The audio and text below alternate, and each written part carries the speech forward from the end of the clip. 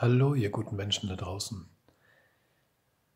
Ich weiß nicht, irgendwie, wenn ich mir das hier anschaue, diese Ruine, die wir mittlerweile aufgebaut haben, irgendwie verbindet mich damit schon was. Das heißt, ich würde gerne diese Geschichte hier so ein Stück weiter erzählen.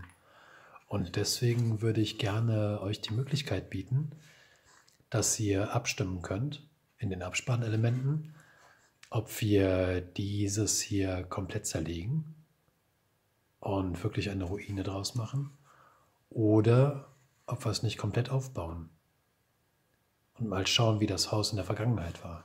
Ich meine, ich habe genau die Baupläne, das heißt, ich kann das hier genau replizieren und dann können wir einfach mal schauen, wie das Ganze in der Vergangenheit ausgesehen haben könnte.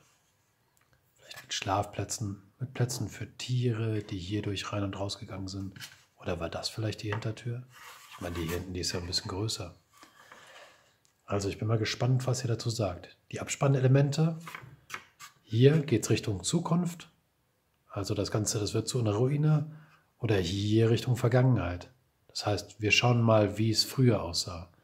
Und bei den beiden Videos, das hier für Ruine und das hier für komplett aufbauen, schauen, wie die Geschichte des Hauses aussah.